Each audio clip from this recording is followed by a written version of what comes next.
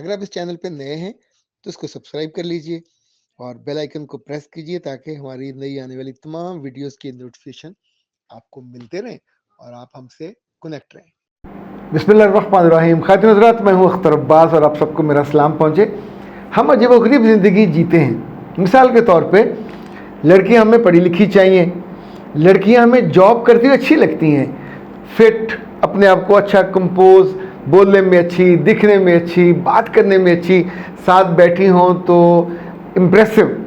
मगर ब्याह के जब घर लेके जानी है तो वहाँ जाके उनकी हर अच्छी बात पे तलवार चला देनी, उनकी हर अच्छी खूबी को बुराई बना देना, फिर उनकी टोबी लगानी है, फिर उनको बुरा भला कह के उन पे अंगूठा रख के उनको दबाना है, ताकि यानी खुद मुख्तारी लड़की की या बाइख्तियारी ये तो कबूल ही नहीं है किसी तौर पे भी। और वो कहती हैं कि तुम किसी एनजीओ में जॉब कर लो, वहाँ ठीक है, खुद मुख्तार हो, बाइख्तियार हो, घर में तो आउट ऑफ क्वेश्चन। और वैसे कहीं कहीं जो मियाँ हैं वो भी ये काम करते हैं। तबिंदा कहती हैं कि सर, शौहरों का रवैया औरतों को मुरझा देता है। मेरे बच्चे, आप लफ्ज़ों के मामले में बहुत खूबसूरती इस्तेमाल आपने की है, वरना तो मार देता है। यानी शौहरों के रवैये के बारे में बेटियां और लड़कियां जिस बात की शाकी हैं, शिकायत करती हैं, वो यही होता है कि ये हर वक्त नरगिसी कोफ्ते बने रहते हैं। अब आप पूछेंगे नरगिसी कोफ्ता क्या होता है, वो तो खाने वाला होता है।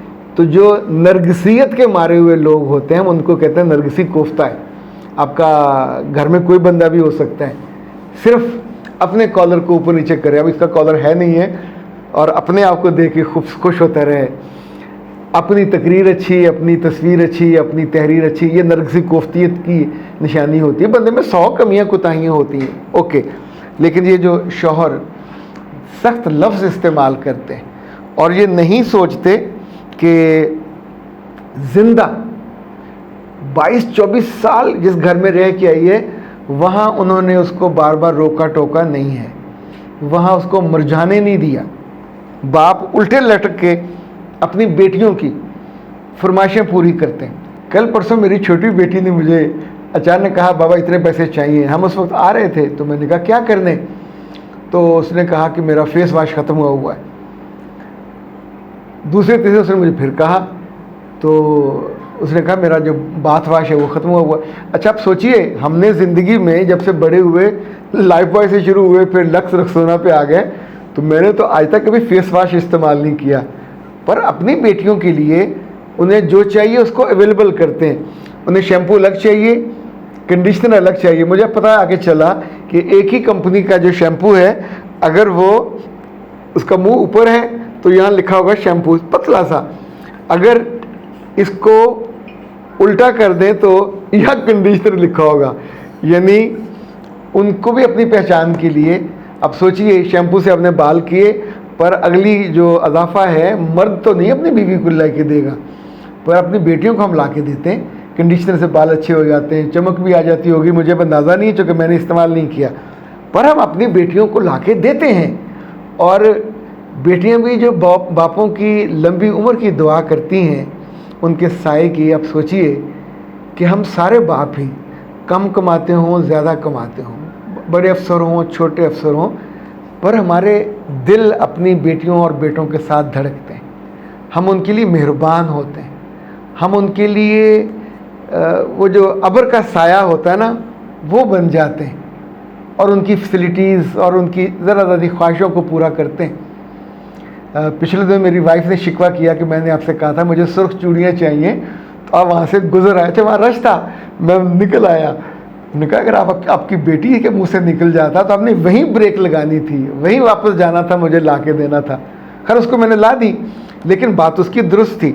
अब जब शौहर उन बच्चियों के साथ उतनी समझदारी वाला सलूक नहीं करते, अगर बाप 100 गुना ख्याल रखता है तो अल्लाह के बंदो तुम 80-90 गुना तो कर लो। यानी बिल्कुल ज़ीरो पे तो ना आ जाओ कि वो खिला हुआ चिराग और खिला हुआ फूल बिल्कुल मुरझा जाए। इस बेटी के इस जुमले में इतना दुख है, इतना दर्द है, इसको महसूस कीजिए। उसने अपने उस दुख को, जैसे कहते हैं ना, यूनिवर्सलाइज कर दिया कि औरतें मुरझा जाती हैं, लड़कियां मुरझा जाती हैं। आप ना होते तो मैं भी बुरे रवैये और रद्द अमल का शिकार हो जाती, ये तबिंदा कह रही हैं। और मैंने आपसे ये सीखा कि अगर मियों का रवैया बुरा भी हो तो बुरे रवैये का मुकाबला बुरे रवैये से नहीं करना, क्योंकि बेटा उसमें तो फिर आपका ज़्यादा नुकसान हो जाएगा। वो तो कहेगा बदतमीज़ है, इसमें तो ना चेहरे पे मुस्कुराहट है। मर्दों के पास 100 बहाने होते हैं, इल्ज़ामात की तो लिस्ट होती है जो उनकी माओं ने और बहनों ने उनको दी होती है। लेकिन ये बात कैसे ना दिल लगती बात है, ये सच्ची बात है।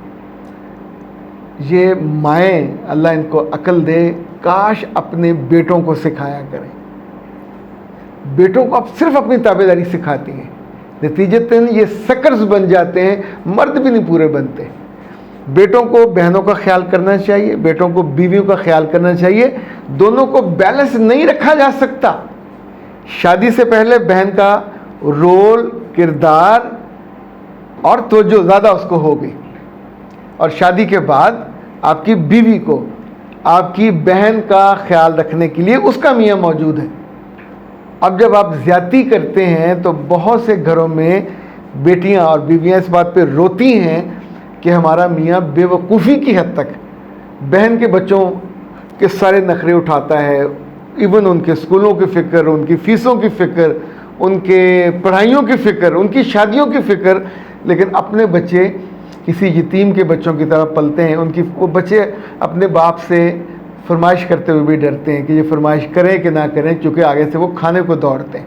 तो आप सोचिए, बहन के बच्चे ऐसे मामूओं के मरने पे रोते नहीं हैं, वो इनकी कब्रों पे जाके उन पे सफाइयाँ भी नहीं कराते, वो उनके लिए दुआएं भी नहीं करते। दुआ करनी हो, इंतज़ार करना हो, कुरान पाक पढ़ के बख्शना हो, आपके लिए किसी को कपड़े और चैरिटी देनी हो, आपके लिए नमाज़ों और रोज़ों का अहतमाम करना, तो आपके ज़ाती बच्चे करते हैं या आपकी बेगम करती है। बहनें, उनकी अलग ज़िंदगी है, बहनों के बच्चे उनकी अलग ज़िंदगी है। सो ये जो बैलेंस मर्दों को करना चाहिए, जितनी जल्दी आपको करना आ जाए उतना अच्छा है। अच्छा ख़ातिन हज़रात, पाकिस्तान हर्बल का ऑर्गेनिक ब्यूटी सीरम इस वक्त मेरे पास है। बहुत ही खूबसूरत है, बहुत ही शानदार, इफेक्टिव है। वो ख़वातीन हज़रात जिनकी आँखों के नीचे झुर्रियाँ और काले से दारे आ जाते हैं, ये आ जाती हैं, यहाँ पे उनकी उम्र बड़ी लगने लगती है, तो लड़कियों को तो बड़ी उम्र में भी जाके छोटा ही लगना चाहिए। उनके बच्चे भी खुश रहते हैं, मियाँ भी खुश रहते हैं। सासों को और नंदों को बहुत तकलीफ़ होती है, तो कुछ लोगों को तकलीफ़ पहुँचाने के लिए अपने आप को फ़िट रखना चाहिए, कुछ लोगों को खुश रखने के लिए अपने आप को करना चाहिए फ़िट, और अपने आप की खूबसूरती का और अपने वजूद का ख्याल करना, ये खुद अल्लाह को पसंद है। वो खूबसूरत है, खूबसूरत दुनिया बनाता है, खूबसूरत पौधे, खूबसूरत हर चीज़ को, तो इंसान अपने वजूद को खूबसूरत क्यों ना रखे। पाकिस्तान हर्बल का ये प्रोडक्ट है और आप उससे मंगवा सकते हैं 0300 041 9942 से। और इसके साथ जेड रोलर होता है, ये वाला, और ये इधर से छोटा होता है, आँख के नीचे, इधर से बड़ा होता है। अगर आपके घर में बच्चे हैं तो फिर उनको दे दें, बैठ के वो खेलते रहेंगे।